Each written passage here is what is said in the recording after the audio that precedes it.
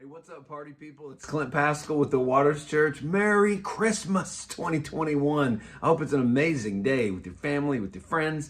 And man, I hope that the Lord is paving an amazing pathway for this new year, for this to be one of the best years that you've ever had. I don't know about you, but I could use one of those. I want to talk to you for a second about ornaments. All right, so look at this tree behind me. Isn't this magical in my house? My favorite ornament on this tree is that bad boy right there. Can you see that? That is a toilet paper roll ornament. It's a glass ornament made to look like toilet paper, and it's got the year 2020 on it, commemorating the tragic scarcity of toilet paper in 2020. Is that the greatest? I love that ornament. It's so funny. So yeah, it's one of my favorite ornaments on the tree. Why are we talking about ornaments? I want to talk to you about ornaments and how it connects, in my mind, to the kind of relationship that I don't want to have with God. I don't want my relationship with God to be ornamental. Okay, so what are ornaments? So the word ornament, it's kind of weird. It's a weird word. It means like not functioning, not something for a daily application to anything, but more like something you just put up and let people see. It's not really a useful thing. It's not a daily thing. It's not a lifestyle thing. See where I'm going here? Same thing with decorations. I mean, this tree is awesome and I love it, but very, very soon this tree is going to be put into a bag. The ornaments are going to go in a box. They'll go away. We'll treasure them. We look forward to pulling them out, but it's not a daily thing. It's not our life all the time. We're not going to see them in March. They won't be around in August. We pull them out for this magical time of year, but it's ornamental. It's not a part of our life all the time. Is there a chance that your connection with God is the same thing?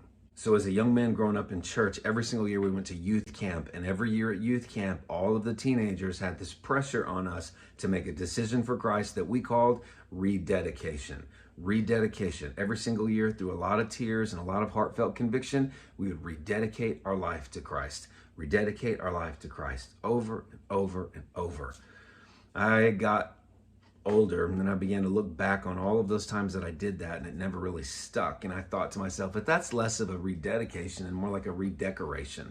Like, I'm just going to decorate a little bit. I'm going to put some stuff out for a big presentation in front of my church, but it's not really going to stick. It's not going to be something that's actually lifestyle.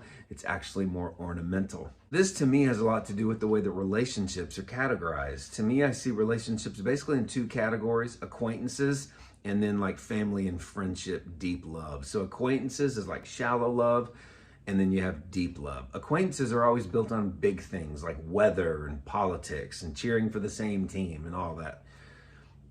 Deep love and family and deep friendships, these are built on small things. I mean, the big things are included, but on this deep love level, it's small things. It's daily details of our lives. It's things that are making us joyful in moments and things that are making us sad. It's tiny accomplishments. It's little failures. It's not the big presentation stuff.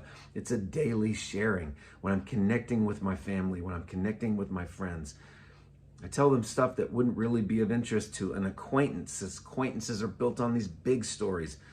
But family and friends, the close relationships, that's built on small stuff. It's not really small to me. It's kind of a big deal to me, even though it's small. I share that with my family and with my friends, and they lean in and they care. There's a lot of people that believe that God doesn't care about those small things, and I used to be on that list. I remember a heartbreaking time in my life. I was in college, and there was a book that came out by a guy named Peter Lord, and the name of the book was Hearing God. And in this book, Hearing God, Peter Lord tells a story about he's fixing a toilet. It's like a plumbing problem in his house. He's not getting it right. He's been racking his brain. He has the tools laid out. He's frustrated, and then he realizes that he hasn't prayed, and he says, God, I need your help. All of a sudden, after he prays, he realizes the tool was the wrong one. He gets the right one that he believes the Lord showed him. He fixed the plumbing problem, and everything was great. And I remember I scoffed at this book. I mocked this book. I made fun of that story as a young Christian. I'm heartbroken about this because I remember the season in my life I didn't really have a relationship with God. I looked at that story and I thought it was dumb because I didn't believe that God cared about a small detail like that. I thought he just cared about the big things, like salvation and like heaven. But plumbing? He couldn't care about that. And I think that actually terrified me because if he cared about that small thing, he's going to care about all of the small things. And maybe I didn't want him to know me that well. And that's a sad commentary on who I used to be as a Christian. I believe my faith, my connection with God, my relationship with him was more ornamental than it was daily. It was more like decorative than it was actual discipleship. You know, Jesus said in Luke 12 that God knows the amount of hairs that are on our head, like that day. That's an amazing thing for God to say. If he cares about something so small as like a hair and the number of them, what is he trying to say? He's trying to say, Clint, I care about you. I care about the small things. When are you going to start believing I care about this very specific single thing that is maybe unraveling you as a person and it's breaking you down, but you won't bring it to me. You won't actually, and I'm not talking about just, Lord, bless me in this, but really connecting with God in a relationship that might lead you into doing all kinds of work, like getting into the right kinds of books, maybe reading something about that specific thing, or going to counseling, or opening yourself up to friends and family and letting the Holy Spirit really regenerate and revive places in you that are dead. And you might think God doesn't care about it because to him, you may think that's small, but see, that's having an acquaintance relationship. And don't you want something that's less ornamental and more deep love with God?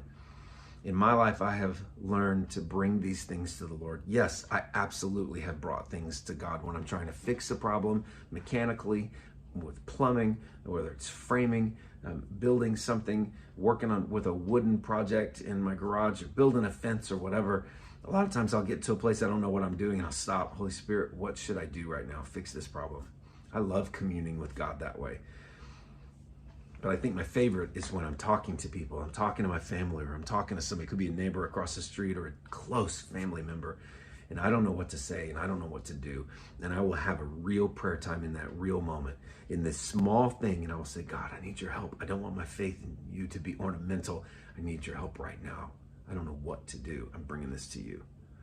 And I feel like the Lord will work on my soul. He will open up my mind to what I'm supposed to do and who I'm supposed to be. God cares about the small stuff.